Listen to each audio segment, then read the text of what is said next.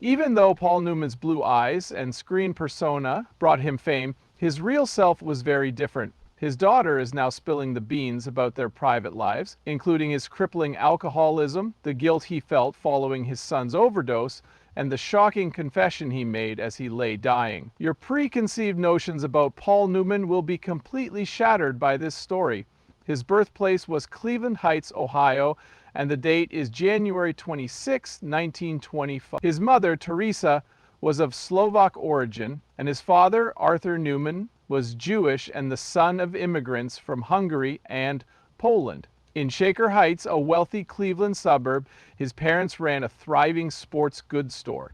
Racism was still an issue for Paul, as he grew up in a pleasant Cleveland home. During that time, anti-Semitism was widespread, and Shaker Heights was primarily inhabited by Christians. Despite Paul's academic and athletic prowess in high school, he was denied fraternity membership due to his Jewish father. It was a formative experience that likely informed his subsequent beliefs about fairness and equality. Simultaneously, Paul possessed an imaginative youth. He had his school play debut as Robin Hood when he was just 7 years old. He was so moved by this little part that he enrolled in the Cleveland Playhouse's youth theater program, where he went on to perform in productions such as St. George and the Dragon. To him, acting was not a viable profession. He had planned to attend Ken College to major in economics after finishing high school in Shaker Heights in 1943, but the outbreak of World War II forced him to abandon his plans.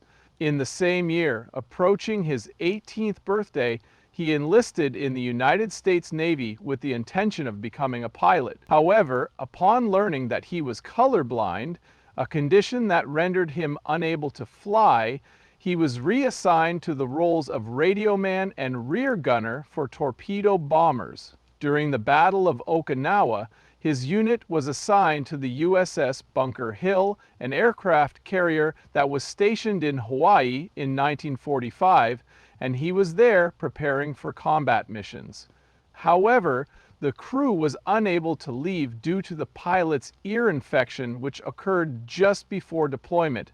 Hundreds of sailors, including numerous members of Paul's unit, were killed when kamikaze pilots attacked Bunker Hill.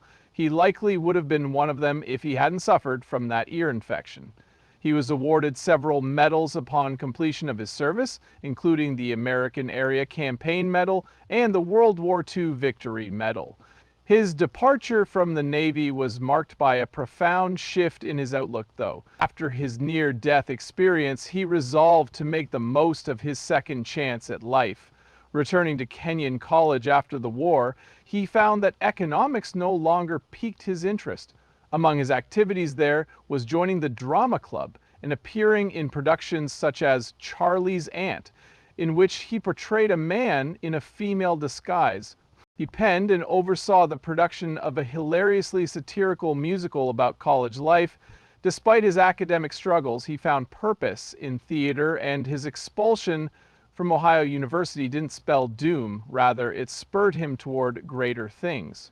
In 1950, after Newman graduated in 1949, his father passed away, putting him in control of the family business, the Newman Stearns Sporting Goods store in Cleveland. This was a significant change in his life. Though it was one of the city's largest stores, Newman had no background in managing a company. The store had been open since 1915. After denying for 18 months that he was avoiding rather than embracing his unhappy life, he finally admitted that he was stuck in an unhappy life. Leaving Cleveland and attending Yale School of Drama was a huge step for him in 1951. Since he was still doubtful about his acting abilities, he initially intended to pursue directing as a career path. However, he left Yale after a year to study method acting with Lee Strasberg at the illustrious Actors Studio in New York City, where he would develop the skills that would influence his work throughout his career.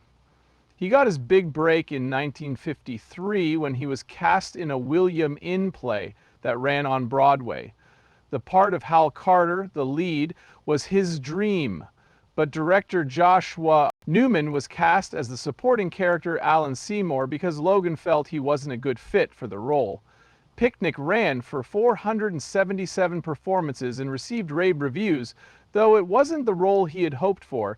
He met Joanne Woodward, a young actress who was an understudy through it as well. Although they were both unaware of it at the moment, this encounter would ultimately result in one of the most famous marriages in Hollywood. To further prepare himself for future leading roles, Newman also served as the lead's understudy.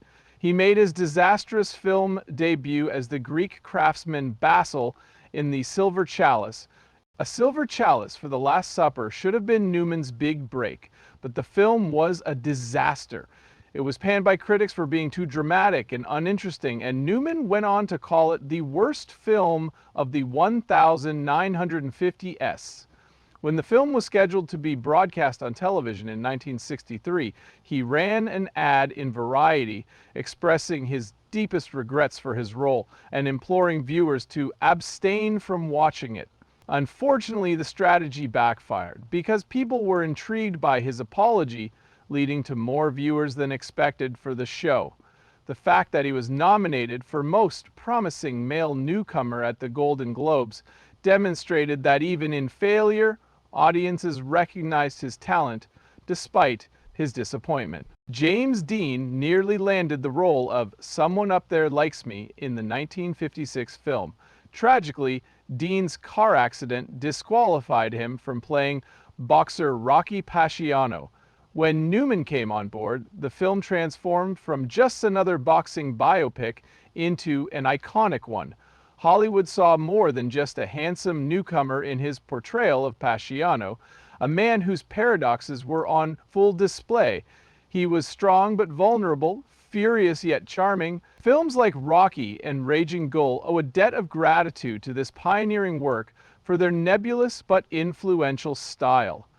There were a lot of talented actors in the cast as well. Foreign future stars, Pizarro Pierangeli played the wife of Graziano, while Robert Loggia and Steve McQueen both had small roles for their debuts. Aside from proving Newman could hold his own as a leading man, the film's 2 Oscars for Best Cinematography and Best Art Direction added to its impact.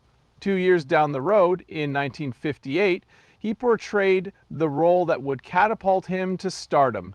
Brick Palais, an ex-athlete battling alcoholism and inner demons. His on-screen chemistry with Elizabeth Taylor made every scene feel electric. The plot delves into Brick-tackled weighty issues like emotional suppression, greed, and dysfunctional families. Newman brought a subtle intensity to the role of Brick, revealing the anguish that lay beneath his icy exterior. He was nominated for his first Academy Award for Best Actor after receiving rave reviews from both audiences and critics for his performance, further demonstrating that he was more than just a pretty face. The film was a smashing success, earning 6 Oscar nominations but coming up short in each. It was the final straw that made Newman a household name in Hollywood. He had no idea that filming in color would bring out his beautiful blue eyes, but now they're one of the most talked about features of his appearance. Newman had reached the pinnacle of his acting career by the early 1960s. Fast Eddie Felson was a small-time pool hustler with big dreams, and he starred in The Hustler in 1961. There were many moral dilemmas in this stylish and intense film. He was one of the most iconic film antiheroes because of the mix of haughtiness and vulnerability that Newman brought to the role. Among the 9 Oscars bestowed upon the picture was one to Newman. The 1963 Western drama HUD came out the following year. An egotistical rancher at conflict with his father, Newman portrayed Hud Bannon. Hollywood had never seen a hero like Hud before because he was careless and had moral flaws. Newman received another Best Actor nomination for the film, which went on to win 3 Oscars. Newman delivered another legendary performance as the defiant and unbreakable prisoner Luke Jackson in the 1967 film Cool Hand Luke, which became a cultural touchstone. What we've got here is failure to communicate. Although St. Martin's character said it, Newman's name was inseparably associated with the iconic line. To add to his already impressive list of accomplishments, he received another Oscar nomination. Despite the fact that his blue eyes were the talk of the town and became as famous as his films, Newman refused to allow his appearance define him. Paul Newman once made fun of himself by saying, "Here lies Paul Newman, who died a failure because his eyes were blue." He meant it as a joke. It was in 1953, during their time as picnic rehearsals on Broadway, that Paul Newman and Joanne Woodward first crossed paths. While Woodward was seeing A-listers like Marlon Brando and Gore Vidal, Newman was happily married to Jackie Witt and the mother of their 3 children. Even though they were just friends at first, they hit it off immediately. Although she was more conventional, Newman later confessed that he felt an instant attraction to her modernity and independence. She piqued his interest even more because of this. In 1957, when they reunited to star in a summer film, their relationship took a new turn. At that point, Newman's marriage had already ended. After Newman's divorce was finalized in 1958, he wed Woodward in Las Vegas. Before returning to begin their married life, they went on a honeymoon in England. The joy of their marriage was overshadowed by Newman's guilt over his handling of the divorce and his subsequent admission that he failed to adequately explain it to his children. He had previously claimed that Woodward had given birth to a sexual being inside of him, so it's clear that his love for her was immense. Over the next half century, this intensity molded their marriage. In Hollywood, staying together for half a century was an accomplishment in and of itself. Though they loved each other deeply, they had a rocky marriage. The now famous words of Newman's dedication to Woodward, "I have steak at home, why should I go out for a hamburger?" meant to demonstrate his devotion, but they also hinted at the difficulties faced by the Temptations. His alcoholism was one of these issues, and the 1978 drug overdose death of his son Scott was another. The family's strength was tested by the loss, but Melissa, Newman's daughter, reflected on how her parents battled to remain united through thick and thin. Newman and Woodward relocated to Connecticut so their 3 daughters could live in relative peace and quiet, away from the hectic pace of Hollywood. Newman frequently gushed over Woodward, attributing his ability to remain grounded during the birth of their own children to her. Their consistent support for one another in their professional endeavors was a cornerstone of their relationship. Their collaboration spanned 16 films, beginning with 1958's The Long Hot Summer and including Rally Round the Flag, Paris Blues, and Mr. and Mrs. Bridge. Among their most renowned collaborations was Rachel, Rachel, a film in which Newman directed and Woodward appeared.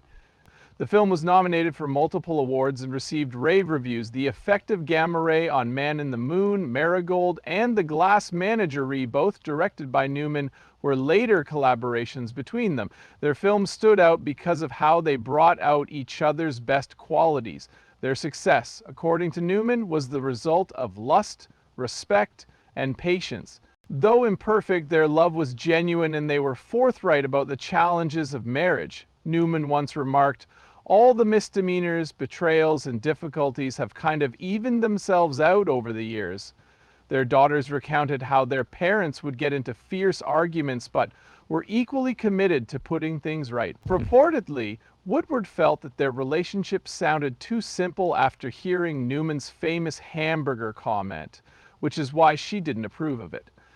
Their marriage was tested by Newman's drinking, but they were able to overcome it with the support of therapy, determination, and a profound mutual understanding. In addition to their shared love of helping others, Newman enjoyed racing cars and Woodward enjoyed knitting. In the 1969 Western film Butch Cassidy and the Sundance Kid, he co-starred alongside Robert Redford. Actor Newman portrayed the smooth-voiced and quick-witted outlaw Butch Cassidy. Redford portrayed Sundance, the more subdued but lethal partner. It wasn't your average Western. Thanks to their chemistry, the film was sharp, humorous, and charming. It was a smashing success, earning 7 Oscar nominations and grossing over $100 million, 0 cents globally. The film's heart belonged to Newman's comic turn, which demonstrated that even criminals could have redeeming qualities. He reunited with Redford in 1973 for The Sting, 4 years after their previous collaboration. This time, it wasn't lawbreakers in the American frontier, rather it was con artists operating in 1930s Chicago. Henry Gondorff, played by Newman, was an expert con artist who knew all the tricks of the trade. The character became smooth, self-assured, and perpetually dominant thanks to him. The film won Best Picture at the Academy Awards and grossed $156 million, 0 cents globally. Newman brought style and depth to the role, while Redford carried the plot. His collaboration with Redford became one of the most renowned in cinematic history thanks to these two films, which solidified his position in Hollywood. Newman proved in the 1980s that he could portray nuanced, multi-layered characters without resorting to cruelness. Michael Gallagher, a man falsely accused of murder by a journalist in 1981, was played by him. Not content to be merely a thriller, the film explored the perils of the role of Gallagher, a man attempting to clear his name, was played by Newman. He was nominated for Best Actor at the Oscars for the role, which he played with a subtle intensity. Next, the decision was made. In 1982, Newman portrayed Frank Galvin, a corrupt lawyer seeking atonement. After a long hiatus, Galvin finally gets his chance to prove himself in a medical malpractice case. Throughout Galvin's ordeal, Newman brought the character's anguish, resolve, and gradual regaining of self-respect to life. 5 people were nominated for Oscars for the film, and Newman was one of them. His performance garnered him another nomination, though he was not the winner. Although he never took home the trophy, Newman had 7 Oscar nominations.